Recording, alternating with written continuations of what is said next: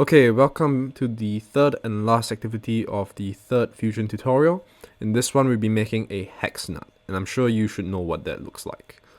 Previously, in our sketches, we've drawn circles, we've drawn squares, we've drawn many number of things.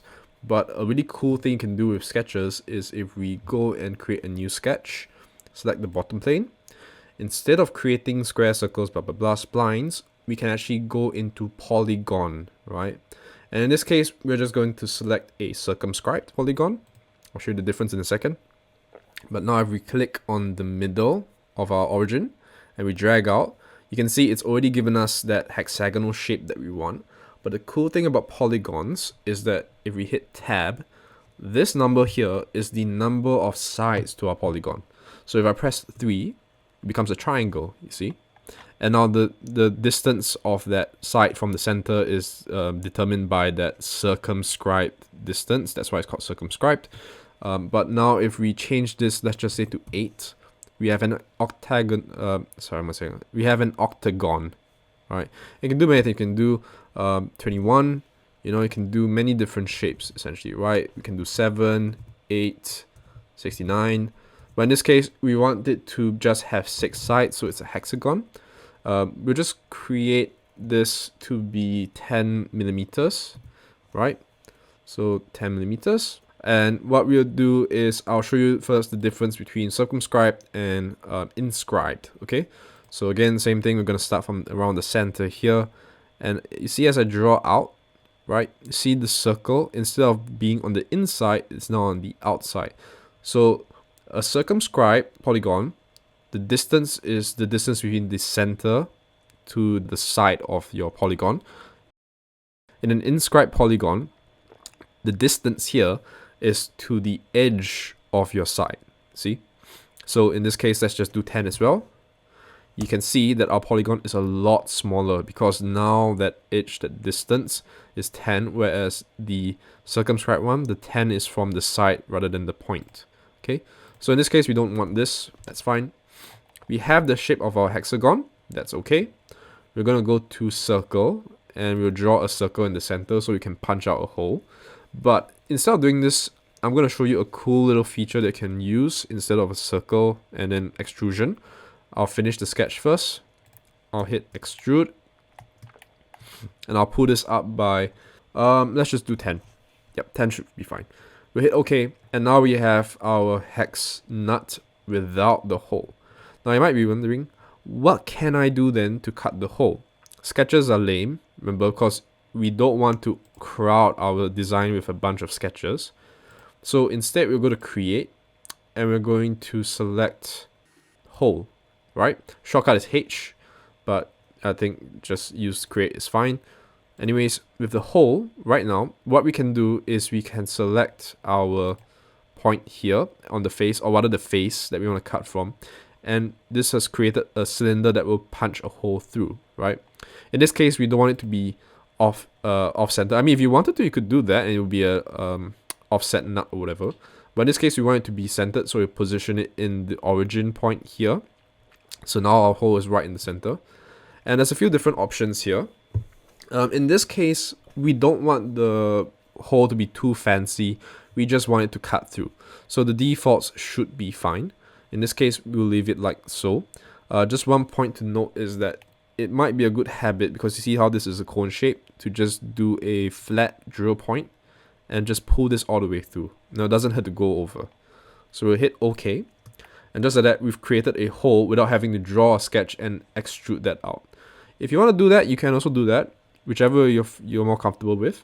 But I like to keep things neat and tidy in my timeline and my browser, right? No sketches, only my body. So anyways, from here, what we can do is we can actually create that shape. You know the hex nut has that weird like chamfered edge. So let's try that. Let's try using a chamfer. So if we're going to modify, select chamfer, and we select all the 6 edges here, right? And we try and give this a chamfer of, let's just try, I don't know, 2 millimeters for now. Okay, we'll hit OK. That doesn't really look like a hex nut, does it? It just, something's wrong. But what is it, right? Well, the reason this doesn't look right is because the hex nut actually doesn't use chamfers these ways. What it does instead is it actually cuts a circular chamfer around the entire edge. So how can we do that? Remember, we have the revolve tool at our disposal. So first, we'll create a sketch and we'll just select the middle plane here, just any of these planes that cut in the middle, right? And what we're going to do is we're going to draw a line from this edge to that edge, right? The side, so the side to the top. And what we want to do is we want to dimension this so that it comes at a proper angle. So in this case, what I'll do is I will put a dimension on the point, right? So this point to the very edge, and I'll give this a dimension of 1.5 millimeters. And again with this one as well, I'll make this 1.5. And so in theory, this should give me a 45-degree angle that is exactly 1.5 millimeters away from my edge. Okay, and that's like that. I can always then select these two edges. So I'll draw a line basically. So if you can't see, I'm basically connecting these two lines with, I'm connecting the 2 points with lines so that I can have a triangle profile, right? If I hit escape, hide the body again, you can see that my profile is selected. What I can do now is finish the sketch. Rotate this so you can see better. Select the revolve tool. I've got my profile selected already. If not, let's just say like this. We'll select the profile. Our axis, we're going to select this middle axis in our origin because that's where the hole is centered. And if we cut it, and we do a full cut, you can see now we have that shape. But there's a tiny little shape there. Oh, what do? Don't worry, we can always go back to the sketch. And instead of drawing this line manually, what we can do is hide the body, delete these two lines, just draw that line out more. So you see now I've got more of like a trapezoid shape. And the reason I'm doing this is so that I guarantee I'm cutting into these 2 points, right? So again, we're not going to join these features, so we're just going to cut them. And so now if I select the rotation tool, I select the full trapezoid shape. If I hit OK, now it cuts it properly, right? And so now this looks a lot more like the hex nut chamfer that we are so familiar with. But we want to copy this shape onto the bottom side. What do? Do we go and draw another sketch and whatever? Again, I don't like sketches. I don't want to draw them.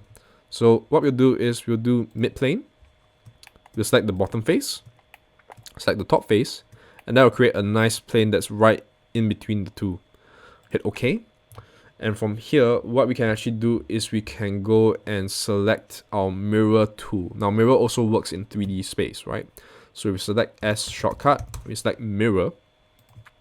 Now, again with the rectangular patterns, we can either select bodies or features. In this case, we want features, because remember, it's our revolve feature that we're looking for. We'll select the feature here, which is what the little chamfer thing that we made. We'll select the mirror plane here. See how it's repeating that revolve feature? Hit OK. And just like that, without adding any sketches, without anything else, we've mimicked this shape, right? On both the top and the bottom. And now if we want to hide that construction, we can go into the browser, show the visibility, hide the visibility of the plane by selecting the eye icon. And just like that, we have the shape of our hex nut. So the last thing we need to do now is just to add the thread, right? So in this case, what we did was we actually got a little bit ahead of ourselves, because we could do it this way. We could select thread and select this and make our thread that way. You can, that's why I did it this way. But what I want to show you is this. That again adds two different things. It adds a hole and it adds a thread. Two things in our timeline. We don't want that. So let's just delete this hole. We don't actually need it for now. Instead, we'll create a hole again. Again, we'll select the face. We will align it to the top, the center. See, so right in the center. Okay. And this time in the settings, what we can do is we can actually select a thread.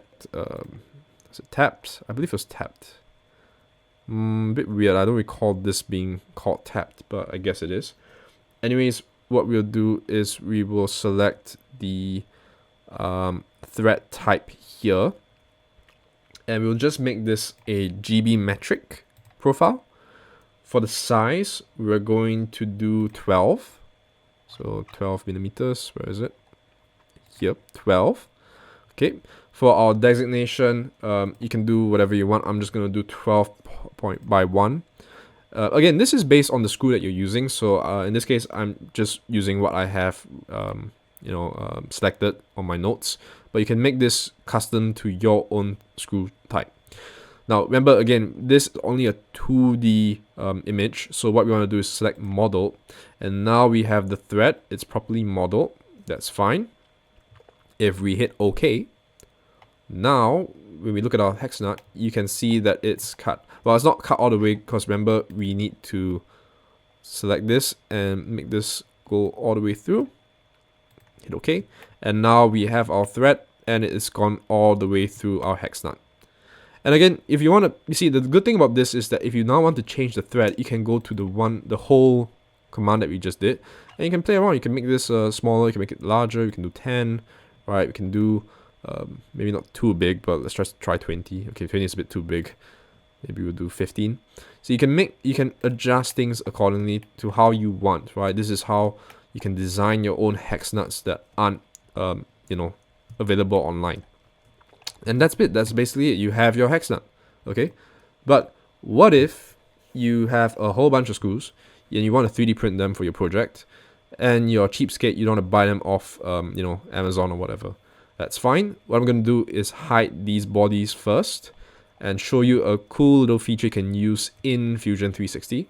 We'll go to the Insert tab here, and we're going to select Insert McMaster Car Component, okay? So once you selected that, you can see that there's a whole, those old 80s magazines, a bunch of parts, whole different types that you can select. You can have screws, you have eye bolts, blah, blah, blah. There's a whole bunch of them. In this case, we want a hex nut, so we'll select nuts, right? We're going to select hex nuts. And in this case, I'm just going to select any one. It doesn't really matter. In this case, I'll just select grade 5. And usually, most of these models, you can see there's a bunch of different sizes and different thread types.